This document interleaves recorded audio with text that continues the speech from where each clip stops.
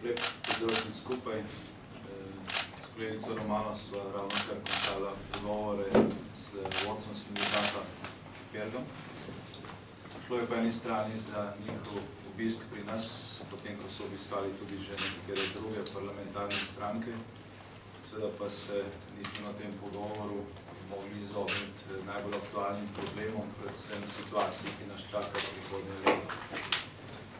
Naj zdaj s tem na začetku povem, da za sedanje stanje v Sloveniji, ki ni dobro, v Slovenski demokratski stranki ne krivimo niti referendumov, niti sindikatov. Mislimo, da je poleg dela krivde, ki seveda leži na gospodarski in finančni krizi, in za kar nobena vlada ne more biti odgovorna.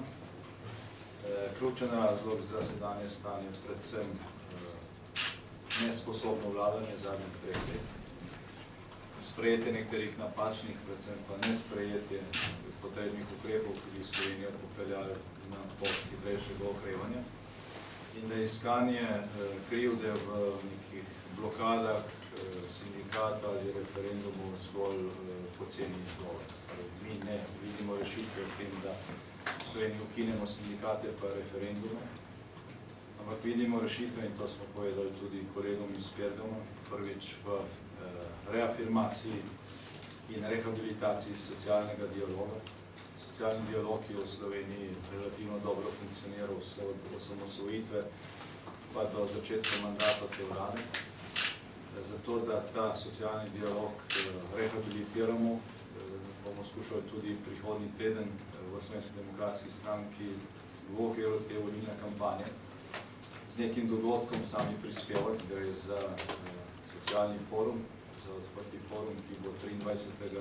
naslednji teden v Mariboru. In na tem forumu bomo najprej dali besedo predstavnikom reprezentativnih sindikatov v Sloveniji, da povedo, kako si predstavljajo situacijo naslednje leto, kje vidijo ključne probleme in seveda kje vidijo tudi možnosti za nadaljno afirmacijo tega socialnega dialoga. Zdaj, kar se tiče referendumske zakonodaje, pa v Slovenski demokratski stranki, tako kot tudi večini sindikatov, mislimo, da sicer zahteva določeno racionalizacijo.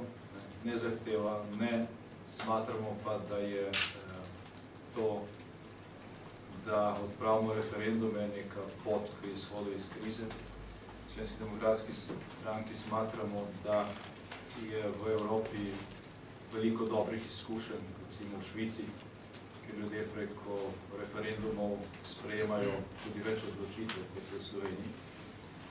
In smatramo, da je bistveno bolje, da ta možnost obstaja, da imajo ljudje možnost zbrati podpise in nek zakon, s katerim se ne strinjajo, nek odločitev vladajočih, s katero se ne strinjajo, izpodbijajo na referendumu, kot pa da se to nasprotovanje izrazi drugače. V zadnjih letih smo videli in še danes gledamo te izraze nasprotovanja v državah, kjer referendumi niso običajni. Recimo v Grčiji ali v Franciji ali v številnih drugih državah, tam ljudje ne zbirajo podpisov, ampak zažigajo avtomobile. In jaz mislim, da je bistveno bolje, da v našem ustavnem sistemu obstaja ta možnost korekcije ljudi, da ljudje niso samo gledalci, da ne odločajo samo vsake 4 leta na volitvah, ker imajo vedno prednost tisti, ki lahko zbere več denarja za kampanjo, pa ustanovi stranko tik pred volitvami, ampak da so nek dejavnik odločanja ali pa, če je potrebno, tudi korektiv, tudi vmes in referendum so že tega nameni. Torej, če lahko izbiramo ali imeti obstoječo referendumsko ureditev, ki jo lahko sicer nekaj racionaliziramo z uvedbo enega referendumskega dne, ali pa to ukiniti in se potem soočiti s takšnim izraženjem nezadovoljstva, kot ga lahko spremljate trenutno v Grčiji, potem smo mi absolutno za to prvo rešitev. In ob koncu naj povem še to, da to ni bil naš prvi sestanek z kakšnim sindikatom v tem času. Imeli smo več drugih sestankov in različne kontakte, nekaj zdaj s tem, informacij z tem boste lahko zvedeli naslednji teden v Mariboru v tem socialnem dialogu. V teh pogovorih se seveda dotikamo tudi teh interventnih ukrepov, ki jih je potrebno sprejeti za začetek naslednjega leta. Smatramo, da mora nova vlada dobiti možnost, da pripravi resen rebalans proračuna za naslednje leto, brez tega, da bi že takoj dobila povečane stroške. Seveda govorimo o zamrznitvi proračuna, začasni zamrznitvi nekaterih proračunskih izdatkov.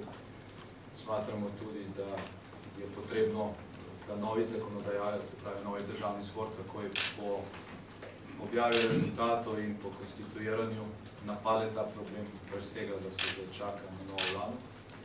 In tukaj javno podajamo še en predlog, ki ga bomo tudi poslali vsem še danes obstoječim parlamentarnim strankam, to pa je, da še do volitev sprejmemo potrebne spremembe za to, da se nova vlada v Sloveniji ne bo sestavljala 2 meseca.